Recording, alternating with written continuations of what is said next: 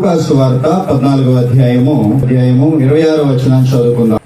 బహుజన సమూహములు ఆయనతో కూడా వెళ్ళుచున్నప్పుడు ఆయన వారి తట్టు తిరిగి, ఎవడైనను నా యొద్దకు వచ్చి తన తండ్రిని, తల్లిని, భార్యను, పిల్లలను, అన్నదమ్ములను, అక్క చెల్లెండ్రును, తన ప్రాణమును సహా ద్వేషింపకుంటే వాడు నా శిష్యుడు కానేరడు.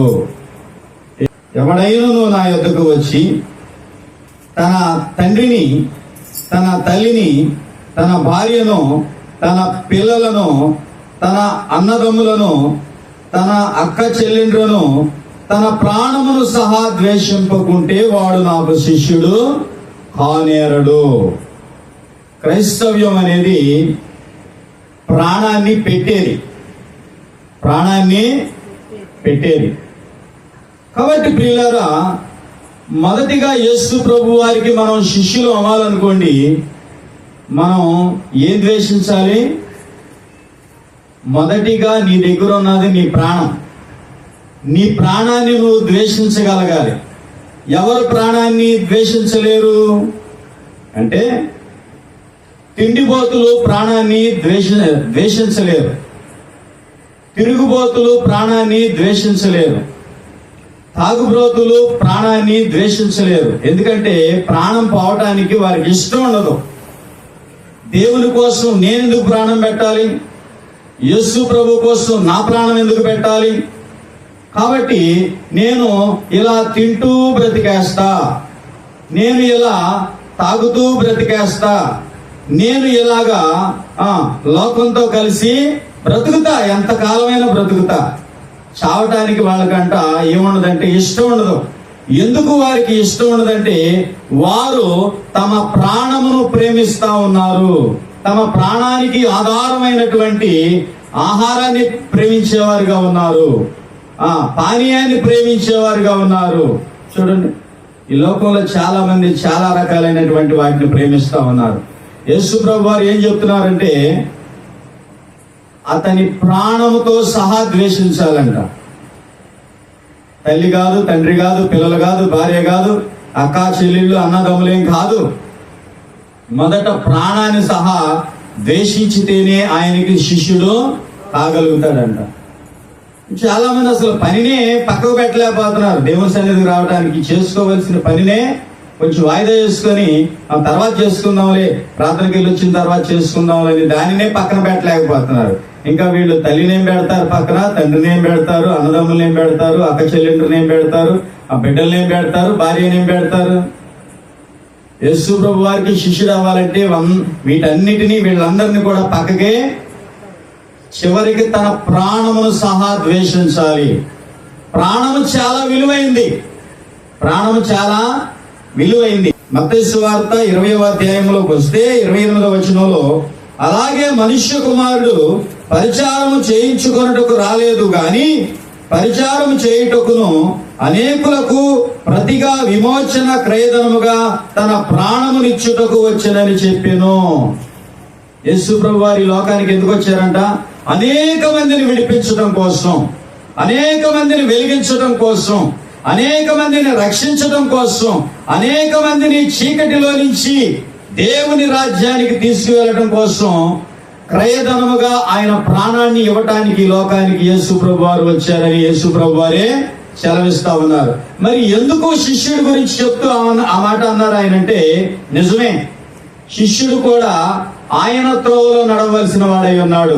సేవకుడు కూడా ఆయన మార్గంలో నడవలసిన వాడై ఉన్నాడు. అనేక మందిని వెలిగించడానికి సేవకుని ఏర్పాటు చేశాడు యేసు ప్రభు వారు. అనేక మందిని చీకట్లో నుంచి బయటికి వెలుగులోనికి తేవటం కోసం సేవకుని ఏర్పాటు చేసుకున్నాడు.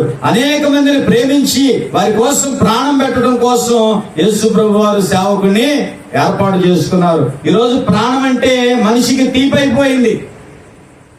ధనవంతుడి గురించి మాట్లాడితే ఏమని వాక్యం సెలవిస్తా ఉందంటే, ఓ నా ప్రాణమా, తినుము తాగుము సుఖించుము, అనేక సంవత్సరములకు నీకు ఆహారము సిద్ధపరచబడి ఉన్నది. మనిషి ఈరోజు ఎలా ఉన్నాడంటే, మంచి భోజనం కోసం అతని ప్రాణం వెతుకుతా ఉంది. మంచిగా త్రాగే వాళ్ళైతే త్రాగుడు కోసం ప్రాణం వెతుకుతా ఉంది. మంచిగా తిరిగే వాళ్ళైతే తిరుగుడు కోసం ప్రాణము వెతుకుతా ఉంది. యేసు ప్రభు వారు అయితే ఏం చెప్తున్నాడంటే, అనేకులను విమోచించడం కోసం, అనేకులను బ్రతికించడం కోసం, అనేకులను రక్షించడం కోసం, అనేకుల కోసం నేను ప్రాణం పెట్టడానికి ఈ లోకానికి వచ్చాను. నిజమే, యేసు ప్రభు సేవలో నీ ప్రాణం పోయిందనుకోండి, అది వ్యర్థంగా పోతుంది అనుకుంటున్నారా? వ్యర్థంగా పోతుంది అనుకుంటున్నారా? చూడండి, ఆదికాండం 4వ అధ్యాయము 8వ వచనం దగ్గర నుంచి 10వ వచనం వరకు చదివితే, ఇక్కడ కయ్యూను తన తమ్ముడైన హేబేలుతో మాట్లాడెను. వారు పొలములో ఉన్నప్పుడు కయ్యూను తన తమ్ముడైన హేబేలు మీద పడి అతనిని చంపెను. యెహోవా నీ తమ్ముడైన హేబేలు ఎక్కడ ఉన్నాడని కయ్యూనుని అడగగా అతడు, నేను ఎరుగను, నా తమ్మునికి నేను కావలి వాడనా అనెను. అప్పుడు ఆయన, నీవు చేసిన పని ఏమిటి? నీ తమ్ముని రక్తము యొక్క స్వరము నేలలో నుండి మొర్రపెట్టుచున్నది. హల్లెలూయా. ఇంతకీ యేసు ప్రభు వారి పరిచర్య బ్రతికున్నప్పుడు ఎక్కువ సాగిందా, చనిపోయిన తర్వాత ఎక్కువ సాగిందా? ఎలా సాగింది? ఆయన చనిపోయిన తర్వాతే పరిచర్య అనేక ప్రాంతాలకు వెళ్ళిపోయింది. హల్లెలూయా. చూడండి, కొన్ని దినాల క్రితం ఒక మంచి దైవ సేవకుడిని చంపేశారు, పగడాల ప్రవీణ్ గారు. ఆయన చంపేశారు. ఆయన చంపేసిన తర్వాత సాతాను ఉచ్చులో చాలా డ్రామాలు, చాలా నాటకాలు జరుగుతూ వచ్చినాయి. ఆయన చంపేసిన తర్వాత, ఆ నీతిమంతుడు చనిపోయిన తర్వాత, ఆ నీతిమంతుడు ఈ లోకానికి ఎంత సేవ చేశాడనేది బయటకు వచ్చేసింది. హల్లెలూయా. ఆయన ఎంత పరిశుద్ధుడో, ఆయన ఎంత నీతిమంతుడో, ఆయన ఎంత దయాహృదయం కలిగిన వాడు, ఆయన యేసు యొక్క మార్గంలో, పౌలు యొక్క మార్గంలో, అపోస్తుల మార్గంలో ఆయన ఎంత జాగ్రత్తగా నడిచాడో ఆ పరిచర్య అంతా బయటకు వచ్చేసింది. ఆయన బ్రతికున్నంత వరకు క్రైస్తవులుగా ఉన్నవారే 100% ఆయన మాటలు విన్నారని మనం అనుకుందాం. కానీ ప్రియులారా, ఆయన చనిపోయిన తర్వాత భారతదేశం అంతా వింటా ఉంది ఆయన వాక్యం. భారతదేశమే కాదు, ప్రపంచ దేశాల్లో ఉన్న వాళ్ళు కూడా ఆయన సువార్తను వింటా ఉన్నారు. హల్లెలూయా. క్రైస్తవుడికి చావు లేదు. సాతాను అనుకుంటాడు కంగారు పడి, వీడిని చంపేస్తే బాగుండు, వీడిని చంపేస్తే వీడు చేసే సేవ ఆగిపోద్ది అనుకుంటాడు. కానీ చంపిన మరుక్షణమే దేవుడు ఏం చేస్తాడంటే ఆ సేవని 1000 రెట్లుగా దాన్ని వెదజల్లుతా ఉంటాడు. హల్లెలూయా. కాబట్టి ప్రియులారా, హేబేలును కూడా ఏం చేశాడు కయ్యూను అంటే చంపేశాడు. వీడనేవాడు నచ్చట్లేదు, వీడనేవాడు పరిశుద్ధుడిగా ఉంటా ఉన్నాడు, వీడనేవాడు, ఈ హేబేలు అనేవాడు దేవుడు చెప్పిన ప్రతి మాటను పాటించేవాడుగా ఉన్నాడు. ఈ హేబేలు అనేవాడు ఉంటే దేవుడు నన్ను మెచ్చడు. కాబట్టి ఏం చేశాడంట, సొంత తమ్ముడైనటువంటి హేబేలుని అతని మీద పడి ఏం చేశాడు, అతను చంపేశాడు. చంపేసి ప్రవీణ్ గారి హత్యలో ఏ విధంగా అంతా కప్పిపుచ్చే విధంగా మార్పులు చేర్పులు చేశాడో సాతాను, హేబేలు విషయంలో కూడా కయ్యూను ఏం చేశాడంటే ఆధారాలు ఏమీ దొరకకుండా చేశాడు. ఎవరికి? ఆదాముకు గాని, హవ్వకు గాని, ఇంకెవరన్నా ఉన్నారేమో పిల్లలు జలో, వాళ్ళకి ఎవరికి ఎటువంటి ఆధారం లేకుండా, ఆధారం దొరకకుండా చేశాడు. కానీ ఏం మాట్లాడుతుంది అనుకున్నాడు కయ్యూను, నేను చంపేశాను హేబేలుని, హేబేలు పక్షాన ఎవడు మాట్లాడేవాడు లేడు, నన్ను అడిగేవాడు ఎవడు లేడు అనుకున్నాడు. కామ్గా తిరుగుతా ఉన్నాడు. దేవుడు వచ్చి మాట్లాడుతున్నాడు, నీ తమ్ముడైన హేబేలు ఎక్కడంటే, నువ్వు నన్ను కావలవానిగా పెట్టావా ఏంటి? అతని గురించి నన్ను అడుగుతావేంటి? వాడు ఎడిపోయాడో నాకు తెలియదు అన్నాడు. ఏమన్నాడు? వాడు ఎడిపోయాడో నాకు తెలీదు. అప్పుడు దేవుడు మాట్లాడుతున్నాడు, నీ తమ్ముని యొక్క రక్తము నేలలో నుంచి, నెరలలో నుంచి ఆ స్వరము నాతో మాట్లాడుతూ ఉంది అంటున్నాడు. హల్లెలూయా. క్రైస్తవుడికి మరణం లేదు. ఎప్పుడైతే క్రైస్తవుడు ఈ శరీరాన్ని విడిచిపెడతాడో మహిమ దేహంతో ఉంటాడు. హల్లెలూయా. చాలా మంది భయపడిపోతున్నారండి చావంటే. యేసు ప్రభులోకి వచ్చిందే నీవు ప్రాణం పెట్టడం కోసం, ఇతరులను బ్రతికించడం కోసం, ఇతరులకు సహాయం చేయడం కోసం, ఇతరుని రక్షించడం కోసం, ఇతరుల కోసం శ్రమ పెట్టడం కోసమే క్రైస్తవ్యానికి నిన్ను పిలిచాడు. దేవుడు పిలిచాడు. ఎందుకు పిలిచాడంటే నువ్వు ఒక యోధుడివి, నువ్వు ఒక యోధురాలు అని యేసు ప్రభు వారు నిన్ను గుర్తించి ఈ రక్షణ భాగ్యం ఇచ్చి నిన్ను ఇందులోకి పిలిచాడు. చాలా మంది ఏం చేస్తున్నారంటే ఇందులోకి వచ్చి పిరికి వాళ్ళు అయిపోయి, స్వార్థపరులు అయిపోయి, ఇతరులను ప్రేమించేవారుగా లేకుండా, ఇతరుల కోసం ప్రార్థించేవారుగా కాకుండా, వారి స్వార్థాన్ని, వారి యొక్క స్వప్రయోజనాన్ని చూసుకుంటూ భక్తి చేసుకునే వాళ్ళు ఉన్నారు. యేసు ప్రభు వారు ఎందుకు వచ్చారు ఈ లోకానికంటే అనేకులను విడిపించడం కోసం, తన ప్రాణాన్ని పెట్టడానికి ఈ లోకానికి వచ్చాడంట. కాబట్టి హేబేలు చనిపోయి కూడా మాట్లాడుతూ ఉన్నాడు. హేబేలు చనిపోయి కూడా మాట్లాడుతూ ఉన్నాడు. ప్రవీణ్ గారు చనిపోయి కూడా భయంకరంగా, ఎలాగా, బ్రతికి ఉన్నప్పటికంటే చనిపోయి 1000 రెట్లు సేవ చేస్తా ఉన్నాడు. హల్లెలూయా. ఎన్ని రెట్లు? బ్రతికి ఉన్నప్పుడు 100 రెట్లు అనుకుందాం, కానీ చనిపోయిన తర్వాత, ఆయన చంపేసిన తర్వాత, ఆయన చంపబడ్డ తర్వాత 1000 సేవ జరుగుతూ ఉంది. హల్లెలూయా. ఎవరి కోసం? అనేకులను విడిపించడం కోసం, అనేకులను రక్షించడం కోసం, పాపములో నుండి, శాపములో నుండి, లోకములో నుండి, సాతాను ఉచ్చులో నుంచి విడిపించడం కోసం ఈ సేవ జరుగుతూ ఉంది. న్యాయాధిపతుల గ్రంథము 5వ అధ్యాయము 18వ వచనం, 2 గోత్రాల వారి గురించి రాయబడినటువంటి మాటలు. ఏమని రాయబడ్డాయి ఈ మాటలు అంటే, జబూలూనీయులు మరణ భయము లేక ప్రాణము తృణీకరించుకొనిన జనము. ప్రాణాన్ని ప్రేమించే వాళ్ళు కాదు. ఎలాంటి జనం అంట వాళ్ళు? ప్రాణాన్ని తృణీకరించిన వారు. ప్రాణాన్ని ప్రేమించేవాడు పరలోకం వెళ్ళలేడు. ప్రాణాన్ని ప్రేమించేవాడు యేసు ప్రభు శిష్యుల్లో ఉండలేడు. ప్రాణాన్ని ప్రేమించుకునేవాడు యేసుతో సాగలేడు.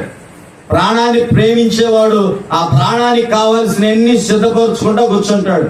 నా ప్రాణమా తినుము తాగుము ఈ లోకంతో సాగుమని ఆ ప్రాణానికి ఏమేం కావాలో అవి సిద్ధపరచుకుంటమే సరిపోద్ది వాడికి. ఇక్కడ జబూలీయుల గురించి ఏం రాయబడిందంటే, వారంట ప్రాణమును తృణీకరించుకున్నటువంటి జనము. ఎలాంటి వారంట వాళ్ళు? మరణ భయము లేక. ఏం లేదు, ఇవాళ భయమే.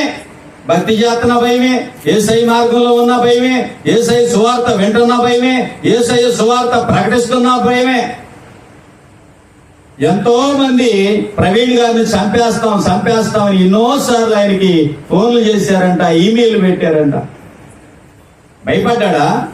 దాక్కున్నాడా? లోపలికి వెళ్ళి గంపేసుకుని పొదిగాడా గుడ్లు వేసుకుని? హల్లెలూయా. ఆయన దేవుని బిడ్డ ప్రాణాన్ని తృణీకరించి యేసయ్య సువార్త ప్రకటించుకుంటా వెళ్ళిపోయాడు. ప్రాణాన్ని ప్రేమించే వాళ్ళు దేవుని పని చేయలేరండి.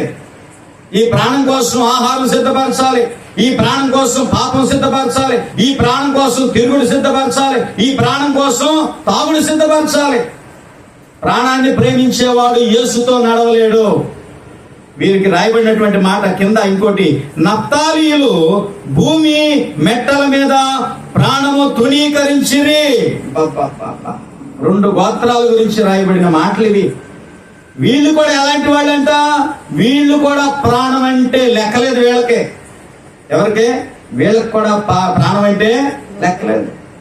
ఈ లెక్కలేని వాళ్ళే దెబోరాతో కలిసి యుద్ధానికి వచ్చి, అర్థమవుతుందా, సిసెరాను ఓడించేశారు. భయపడేవాడు యుద్ధం చేయలేడండి. ప్రాణాన్ని ప్రేమించేవాడు యుద్ధం చేయలేడు. ఇది పోరాటము, ఇది మంచి పోరాటము, ఇది గొప్ప పోరాటము, ఇది పరిశుద్ధమైనటువంటి యుద్ధము. క్రీస్తు యేసు మంచి సైనికుడివై మంచి పోరాటమును పోరాడాలని దేవుని వాక్యం చెప్తా ఉంది. చాలా మంది పోరాటం లేదు, ఈ లోకంలో ఏం సంపాదించుకుందామా, ఎట్లా కూడబెట్టుకుందామని ఆరాటంలోనే ఉన్నారు. ఏ ఆరాటం? ఆరాటంలో ఉన్నారు. జబూలీయుల గురించి రాయబడిన మాటలో, నఫ్తాలీయుల గురించి రాయబడిన మాటలో, వారు ప్రాణమును తృణీకరించిన జనము, ప్రాణ భయము లేకుండా నివసించే జనము. దానియేలు గ్రంథము 3వ అధ్యాయము 16వ వచనము దగ్గర నుంచి 18 వరకు చదివితే, షద్రకు మేషాకు అబేద్నెగోయు రాజుతో ఇలాగు చెప్పిరి, నెబుకద్నెజరు. ఏంటండి? మహారాజును పట్టుకుని ఏమంటున్నారు? నెబుకద్నెజరు. ఏమాత్రం భయం లేదు వాళ్ళ దగ్గర. ఏం లేదు? ఏమాత్రం బెదురు లేదు వాళ్ళ దగ్గర. ఏమాత్రం వాళ్ళ దగ్గర జడుపు లేదు. మహారాజును పట్టుకొని ఏమంటున్నారు? నెబుకద్నెజరు, ఇందును గురించి నీకు ప్రత్యుత్తరం ఇయ్యవలెనన్న చింత మాకు లేదు. మేము సేవించుచున్న దేవుడు మండుచున్న వేడిమి గల ఈ అగ్నిగుండములో నుండి మమ్మను తప్పించి రక్షించుటకు సమర్థుడు. మరియు నీ వశమున పడకుండా ఆయన మమ్మను రక్షించును. ఒకవేళ ఆయన రక్షించకపోయినను రాజా, నీ దేవతలను మేము పూజింపమనియు నీవు నిలువబెట్టించిన బంగారు ప్రతిమకు నమస్కరింపమనియు తెలుసుకొనుము. ప్రాణభయం ఉండేవాడు రాజుగారి దగ్గరికి వెళ్ళి ఆ మాటలు మాట్లాడతారా? ప్రాణం మీద ఆశ ఉన్నవాళ్ళు, ప్రాణం మీద తీపి ఉన్నవాళ్ళు, ప్రాణం మీద కోరికలు ఉన్నవాళ్ళు వెళ్ళగలుగుతారా? అమ్మను ప్రేమించేవాళ్ళు, నాన్నను ప్రేమించేవాళ్ళు, భార్యను ప్రేమించేవాళ్ళు, బిడ్డలను ప్రేమించేవాళ్ళు, అన్నదమ్ములు ప్రేమించేవాళ్ళు, అక్క చెల్లెలను ప్రేమించేవాళ్ళు వెళ్ళగలుగుతారా? ఏం చెప్తున్నారు? రాజు అయిన నెబుకద్నెజరు, ఇందును గురించి మాకు చింత లేదు. మా దేవుడు ఈ వేడిమి కలిగినటువంటి అగ్నిలో నుంచైనా మమ్మలను రక్షించడానికి సమర్థుడు. ఈ మాటలు వినగానే రాజుగారి కోపం వచ్చి రాజుగారు ఏమన్నాడు? దానిని 7 అంతలుగా అగ్నిగుండాన్ని రెట్టింపు చేయమన్నాడు. 7 అంతలుగా రెట్టింపు చేసిన తర్వాత ఈ ముగ్గురిని తీసుకెళ్లి అగ్నిగుండంలో పడేయమని ఆజ్ఞ ఇచ్చాడు రాజుగారు. తీసుకెళ్లి అలాగే అగ్నిగుండంలోనికి విసిరివేశారు. విసిరివేసిన వారు కాలి చనిపోయే అగ్నిలోనికి వెళ్ళినటువంటి వాళ్ళు ఎలా ఉన్నారు? హల్లెలూయా! ఎలాంటి దేవుడు అండి మన దేవుడు? ఎలాంటి దేవుడు? అందుకే యేసు ప్రభు వారు ఏం చెప్తారంటే, మీ దేహమును చంపువానికి మీరు భయపడకుడి, మీ దేహాన్ని చంపే వాళ్లకు మీరు భయపడకుడి, కానీ ఆత్మను, దేహమును, నీ రూపమును అగ్నిగుండములో పడవేయు దేవునికి మీరు భయపడాలంట. కాబట్టి ప్రియులారా, వీళ్ళ దగ్గర ఏం లేదు? ప్రాణ భయమే లేదు, మరణ భయమే లేదు, అసలు ప్రాణం మీద వాళ్ళకి తీపే లేదు, వారి ప్రాణం మీద వాళ్ళకి ఆశ లేదు. ఎంతమంది నీవు యేసు ప్రభు రాజ్యానికి వెళ్ళాలంటే నీ ప్రాణాన్ని నువ్వు తృణీకరించడం నేర్చుకోవాలి. నీ ప్రాణాన్ని నువ్వు లెక్క చేయకుండా ఉండటం నేర్చుకోవాలి. నీ ప్రాణాన్ని నీకు ఆధారంగా చేసుకున్నావు అనుకో, ప్రభుతో నువ్వు సాగలేవు. ఇది పరిశుద్ధ యాగము, ఇది పరిశుద్ధ యుద్ధము. దేని మీద అంటే సాతాను మీద, వాడి దూతల మీద జరిగే యుద్ధం అన్నమాట ఇది. కాబట్టి ప్రియులారా, షడ్రకు, మెషకు, అబేద్నెగో అనే వారు ఎవరికి భయపడలేదు? రాజుకి భయపడలేదు. రాజు రెట్టింపు చేసినటువంటి 7 అంతల అగ్నిగుండానికి కూడా వాళ్ళు భయపడలేదు. అది విశ్వాసం అంటే, అది ధైర్యం అంటే. అందుకే యేసు ప్రభువు వారు చెప్పారు, తన ప్రాణమును సహా ద్వేషింపకుంటే నాకు శిష్యుడు కానేరడు. వాళ్ళు ప్రాణాలను ద్వేషించారు, అగ్నిలో పడవేయబడ్డారు. ఆ దేవుడు అక్కడ ఉన్నాడా లేదా? ఆ ప్రభు అక్కడ ఉన్నాడా లేదా? రాజుగారికే కనపడుతుంది పరిస్థితి. నేను వేసింది అందులో 3 కదా, 3 కనిపించాలి, కానీ 4వ వాడు కూడా తిరుగుతా ఉన్నాడు, దేవతలను పోలి ఉన్నాడు. హల్లెలూయా! ఆయన వస్తానన్నాడు, ఆయన వస్తాడు. ఆయన వచ్చి ఎవరెవరికి ఏ లెక్క తేల్చాలో అందరికి లెక్క తేలుస్తాడు. కాబట్టి ప్రియులారా, 1వ అధ్యాయం 4వ వచనంలో, విశ్వాసమును బట్టి హేబేలు కయ్యూను కంటే శ్రేష్టమైన బలి దేవునికి అర్పించును. దేవుడు అతని అర్పణలను గూర్చి సాక్ష్యం ఇచ్చినప్పుడు అతడు ఆ విశ్వాసమును బట్టి నీతిమంతుడని సాక్ష్యము పొందెను. అతడు మృతి నొందియు తన విశ్వాసము ద్వారా మాట్లాడుచున్నాడు మనతో. హల్లెలూయా! చనిపోయి కూడా మాట్లాడుతున్నాడంట. ఎవరో చనిపోయి కూడా దేవుని పనిచేసేది క్రైస్తవుడే. చనిపోయి కూడా మాట్లాడేది క్రైస్తవుడే. చనిపోయిన తర్వాత వేరే వాళ్ళకి పర్మిషన్ లేదు. చనిపోయిన తర్వాత వేరే వాళ్ళకి అంటే ఏంటి? యేసు ప్రభువులో లేని వారికి అవకాశం లేదు. ఎవరికి అవకాశం ఉందంటే, చనిపోయిన తర్వాత మాట్లాడే అవకాశం ఎవరికి ఉందంటే యేసు ప్రభు యొక్క శిష్యులకే ఉంది. హల్లెలూయా! కాబట్టి ప్రియులారా, ఈ హేబేలు ఎలా ఉన్నాడంటే విశ్వాసము ద్వారా మాట్లాడుచున్నాడు. ఏంటంట? విశ్వాసం ద్వారా మాట్లాడుతున్నాడు. 1వ అధ్యాయము 18వ వచనం, నేను మొదటి వాడను కడపటి వాడను జీవించువాడను మృతుడనైతిని గాని ఇదిగో యుగ యుగములు సజీవుడనై ఉన్నాను, మరియు మరణం యొక్కయు పాతాళ లోకం యొక్కయు తాళపు చెవులు నా స్వాధీనంలో ఉన్నవి. ఏంటంటే నేను మృతుడైనైతిని గాని యుగ యుగములు సజీవుడిగా ఉన్నాను. హల్లెలూయా. ఆయన చంపేస్తే పని అయిపోద్ది అనుకున్నారు అప్పుడు ఉన్నటువంటి యోధ సమాజం. యేసు ప్రభు అనేటటువంటి ఆయన తీసివేస్తే చాలు పని అయిపోద్ది అనుకున్నారు. ఆయన చంపి పెద్ద పొరపాటు చేశారు. హల్లెలూయా. ఇప్పుడు ఆయన చనిపోయినటువంటి ఆయన చనిపోయాడా బ్రతికే ఉన్నాడా? ఎలా ఉన్నాడు ఆయన? బ్రతికున్నాడా చనిపోయి ఉన్నాడా? శరీరాన్ని వదిలిపెట్టాడంతే. మనమైనా అంతే, శరీరాన్ని వదిలిపెడతాం. దేవుడు మనకు సిద్ధపరిచినటువంటి మహిమ దేహాలతో మనము ఉంటాం. ఇప్పుడు ఈ పరిచర్య అంతా ఎవరు చేశారు? ఈ బైబిల్ అంతా ఎవరు? ఈ బైబిల్లో మాట్లాడే వాళ్ళందరూ ఎవరు వీళ్ళు? ఈ బైబిల్ అంతా మనతో మాట్లాడుతుంది. ఈ మనుషులందరూ సువార్త చేస్తా ఉన్నారు. ఈ మనుషులందరూ వాక్యాన్ని మనకు బోధిస్తా ఉన్నారు. పౌలు గారు చనిపోలేదా? పౌలు గారు మాట్లాడుతున్నాడు మనతో. పేతురు గారు చనిపోలేదా? చంపబడలేదా? పేతురు గారు మాట్లాడుతున్నాడు. ఫిలిప్పు చంపబడలేదా? ఫిలిప్పు గారు మనతో మాట్లాడుతున్నాడు. యోహాను గారు చంపబడలేదా? యోహాను గారు మనతో మాట్లాడుతున్నాడు.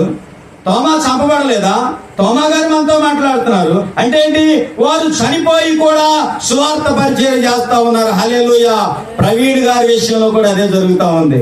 ఆయన చంపేయాలనుకున్నారు, ఆయన చంపేశారు. కానీ ఏం జరుగుతుందంటే ఆయన చనిపోయిన తర్వాతే ఆయన చేసిన పరిచర్య అంతా బయటికి తెచ్చేశాడు. హల్లెలూయా.